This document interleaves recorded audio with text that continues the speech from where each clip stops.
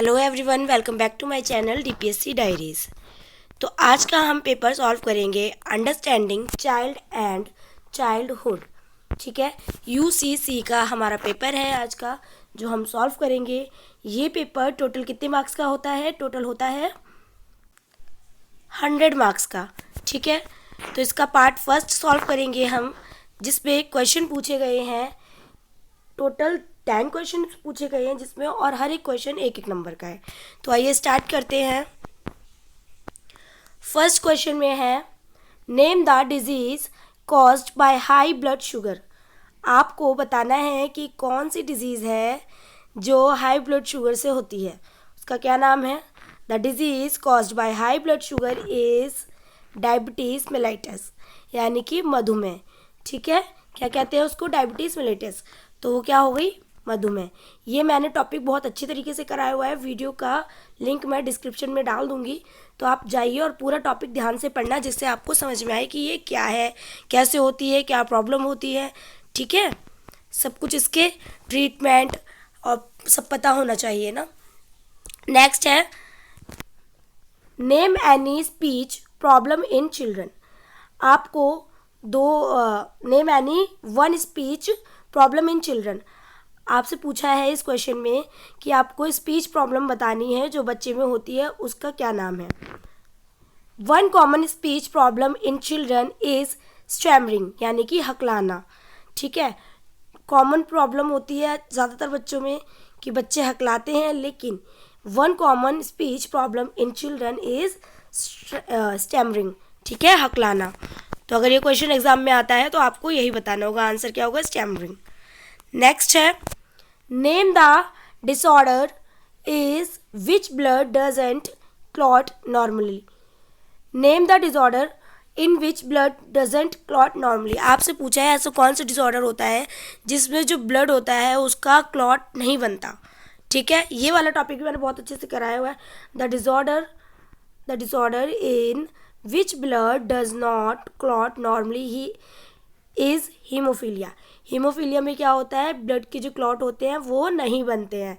ठीक है, तो क्या नाम है इसका? हीमोफीलिया। इसमें भी अलग अलग होते हैं, आपको मैं वीडियो लिंक में डाल दूंगी, तो आपको बहुत डिटेल में ये टॉपिक को पढ़ना होगा, उससे क्वेश्चन आ सकता है एग्जाम में 1 मार्क्स में।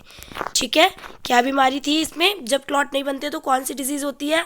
अब वो कौन सा डिसऑर्डर कहलाता है? ये हीमोफीलिया। ठीक है, तो आंसर होगा हीमोफीलिया।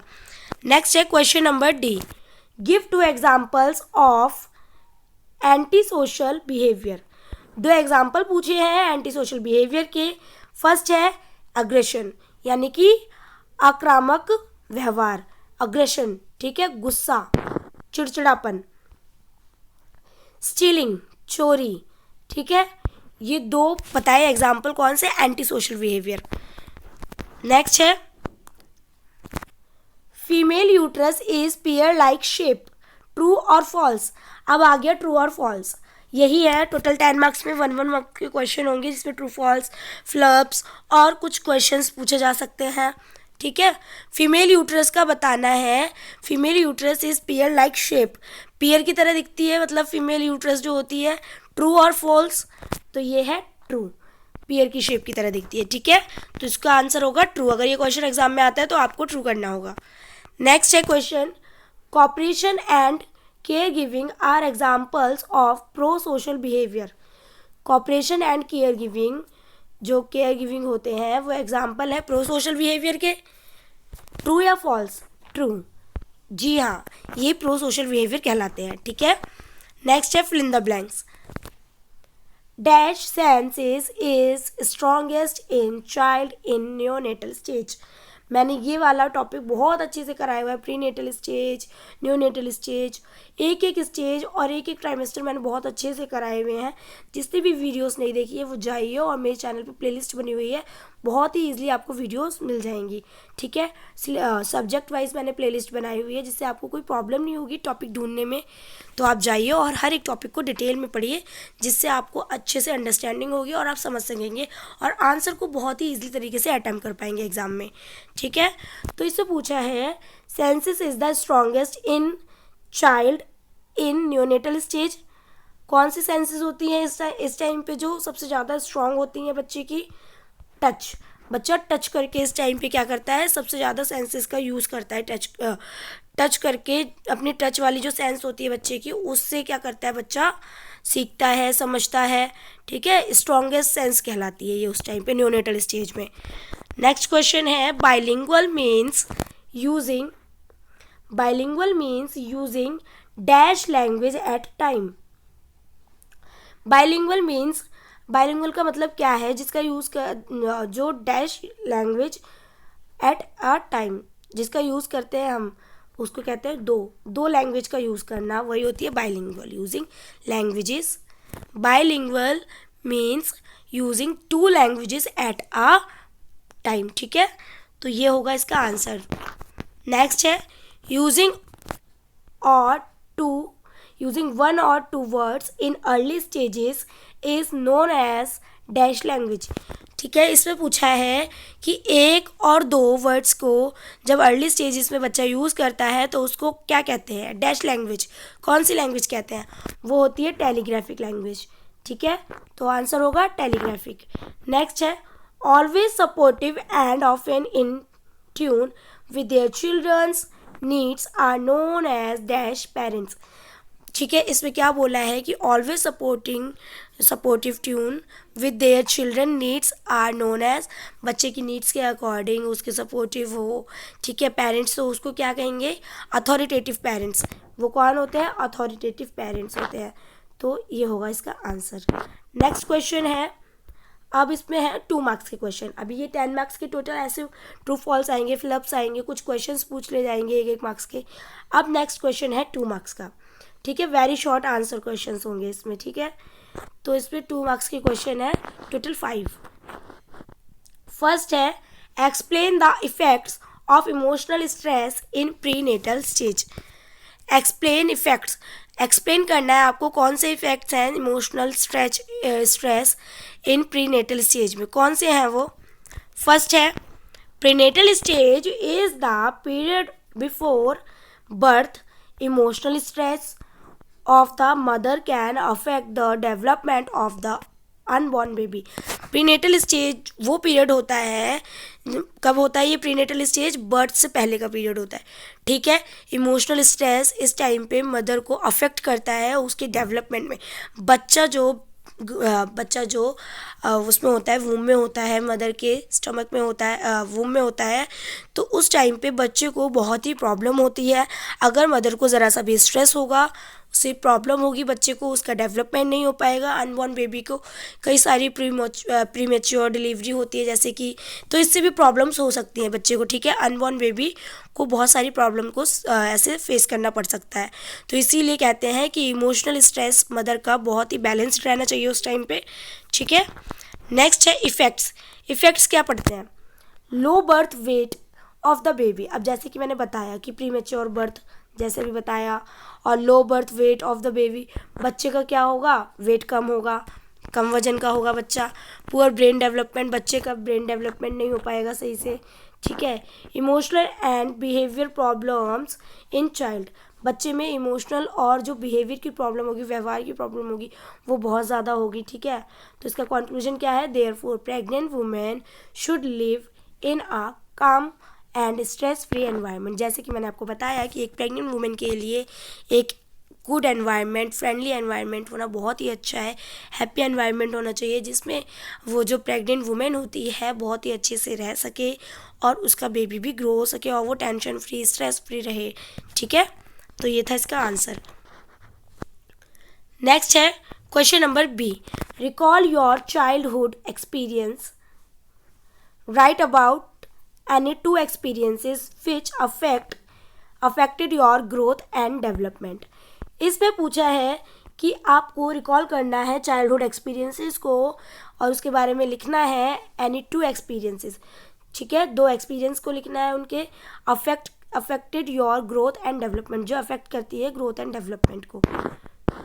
तो आइए इसका आंसर क्या है, childhood experiences greatly influence personality and development. जो चाइल्डहुड एक्सपीरियंसेस हैं वो ग्रेटली इन्फ्लुएंस करते हैं पर्सनैलिटी पे बच्चे की और उसके डेवलपमेंट पे। पे। फर्स्ट है फैमिली सपोर्ट, जैसे कि family support, encouragement from parents helps build confidence and motivation. Family support ऐसा कि बच्चे को एनकरेजमेंट मिले फैमिली की तरफ से, पेरेंट्स से हेल्प मिले और पेरेंट्स उसका कॉन्फिडेंस बिल्ड करे, जिससे कि बच्चा क्या हो, मोटिवेट हो। ठीक है, एक तो ये हो गया। नेक्स्ट है second school environment. School environment कैसा होना चाहिए? Teachers and friends help in developing social skills and no knowledge. ठीक है, स्कूल एनवायरनमेंट कैसा होना चाहिए? टीचर और जो फ्रेंड्स होते हैं यानी कि वो बच्चे के कैसे होने चाहिए? डेवलपिंग में हेल्प करे, जिसकी सोशल स्किल्स भी डेवलप हो सके जिससे बच्चे की, और नॉलेज स्किल्स भी बढ़े बच्चे की, जिसमें नॉलेज आए बच्चे में और कॉग्निटिव स्किल्स बढ़े। ठीक है, क्रिएटिव बने बच्चा, सोशली इंटरेक्ट करना सीखे। तो ये चीज़ भी बहुत इंपॉर्टेंट होती है स्कूल एनवायरनमेंट में। ठीक है, नेक्स्ट है conclusion. Positive experiences help in the overall development of a child. Positive experiences जो होते हैं वो हेल्प करते हैं बच्चे के ओवरऑल डेवलपमेंट के लिए। ठीक है, नेक्स्ट है राइट, क्वेश्चन है next, right about any too early sensory capabilities. आपको दो ऐसी अर्ली सेंसरी कैपेबिलिटीज़ लिखनी है इसमें। ठीक है, कौन सी? दो अर्ली सेंसरी कैपेबिलिटीज़ लिखनी है। तो फर्स्ट है, पहले तो इसके बारे में बताना है कि newborn babies have certain sensory abilities, कि न्यूबॉर्न बेबी में बहुत सी एबिलिटीज़ होती हैं। फर्स्ट है विजन। बेबीज़, एक तो विजन एबिलिटी जो न्यूबॉर्न बेबी में होती है। Babies can see object and respond specially to faces.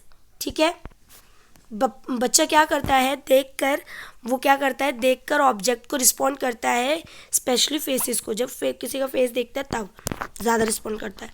Next है हियरिंग, सुनकर रिस्पॉन्स करता है। Babies can hear sounds and recognise their mother's voice, father's voice. ठीक है, बच्चा सुनकर समझता है कि मम्मी कौन है, पापा कौन है। मदर और फादर की बच्चा क्या समझता है? वॉइस समझता है, आवाज़ समझता है, पहचानता है। ठीक है, babies can hear sounds and recognise their mother's voice. Next है conclusion. These sensory abilities help infants interact with the environment. ये जो सेंसरी एबिलिटीज़ होती हैं ये हेल्प करती हैं बच्चे को एनवायरनमेंट में इन्वॉल्व होने की, इंटरेक्ट करने की। ठीक है, एनवायरनमेंट के साथ में। तो ये इसकी सेंसरी एबिलिटीज़ होती हैं, विजन और हियरिंग। नेक्स्ट है mention any two factors affecting language development. Next question में पूछा है कि मेंशन एनी टू फैक्टर, आपको मेंशन करने होंगे ऐसे दो फैक्टर जो अफेक्ट करें लैंग्वेज डेवलपमेंट को। ठीक है, फर्स्ट है फैमिली एनवायरनमेंट, सेकंड है social interaction. Family environment affect करता है बच्चे को और सोशल इंटरेक्शन अफेक्ट करता है। A supportive environment helps children learn language faster. एक सपोर्टिव एनवायरनमेंट बच्चे को लैंग्वेज यानी भाषा सीखने में बहुत ज़्यादा हेल्प करता है। ठीक है, तो ये था क्वेश्चन का आंसर। नेक्स्ट है E, question number E, write any two points depicting the importance of socialisation. ठीक है, इसमें पूछा है कि दो पॉइंट्स बताने हैं आपको, चित्रण यानी कि चित्र, इम्पॉर्टेंस सोशलाइजेशन। ठीक है, it helps children learn social values and norms. ये हेल्प करता है बच्चे के लिए सोशल वैल्यूज़ को लर्न करने के लिए और उसके नॉर्म्स को। It helps in developing communication and social skills. ठीक है, ये हेल्प करता है बच्चे की कम्युनिकेशन स्किल्स के लिए और सोशल स्किल्स में। ठीक है, नेक्स्ट क्वेश्चन है, नेक्स्ट इसमें कंक्लूजन है, socialisation helps children adjust properly in society. सोशलाइजेशन जो होता है वो हेल्प करता है बच्चे को एडजस्ट करने के लिए प्रॉपरली इन सोसाइटी, यानी कि समाज में रहने के लिए बच्चों को एडजस्ट करता है। तो सोशलाइजेशन बहुत ही इंपॉर्टेंट होता है, ये भी एक डेवलपमेंट का ही पार्ट है बच्चे के। ठीक है, सोशलाइजेशन बहुत इंपॉर्टेंट होता है, तो बच्चे को एडजस्ट करना आता है प्रॉपरली ऐसे सोसाइटी में। इस क्वेश्चन में यही पूछा था। नेक्स्ट क्लास में हम पार्ट थर्ड करेंगे सॉल्व। ये 1 मार्क और 2 मार्क्स में ऐसे क्वेश्चंस पूछे जाते हैं जिसका आपको ऐसे ही आंसर देना है। अगर 2 पूछे 2 पॉइंट्स बताइए, 2 पॉइंट्स बताइए, कुछ उसके बारे में थोड़ा सा बताइए, आपके मार्क्स कहीं नहीं जाएंगे और बस आपके 2 मार्क्स कहीं नहीं गए, 1 मार्क्स कहीं नहीं गए। पॉइंट टू पॉइंट भी पूछा जाता है। इस वजह से आपको मैं बोल रही हूँ कि जाइए और पूरी वीडियोस को डिटेल में पढ़िए। आप एक एक टॉपिक को जब ध्यान से पढ़ेंगे ना, देखना आपको एग्ज़ाम में बहुत ज़्यादा हेल्प लगेगी इससे, ठीक है। बहुत ज़्यादा हेल्पफुल है आपके लिए ये। और अगर किसी को कोई प्रॉब्लम होती है तो प्लीज़ मुझे कमेंट करें, मैं दोबारा से उस चीज़ को समझाऊंगी। अगर कुछ भी हो, कोई क्वेश्चन हो, किसी बच्चे की क्वेरी हो, तो वो मुझे कमेंट करें। मैं टाइम टू टाइम रिस्पॉन्स करती हूँ बच्चे का, ठीक है। तो आप मुझे कमेंट करें। अगर आपको कोई भी टॉपिक परेशान कर रहा हो, उस टॉपिक पे वीडियो बनाऊंगी और आपको मैं क्लियर करूँगी वो टॉपिक। तो वीडियो अगर पसंद आई हो, वीडियो हेल्पफुल लग रही हो आपके लिए इंपॉर्टेंट क्वेश्चंस हैं जो मैं सॉल्व करा रही हूँ, ये PYQs हैं जिनको मैं सॉल्व करा रही हूँ। जिसे PDF चाहिए वो मुझसे कांटेक्ट करें, कमेंट करें, मैं उसको PDF भी प्रोवाइड कराऊंगी। Thank you for listening. जितना हो सके उतना शेयर करें DPSC स्टूडेंट्स को, और लाइक कमेंट सब्सक्राइब करना ना भूलें। टाटा, मिलते हैं नेक्स्ट वीडियो में।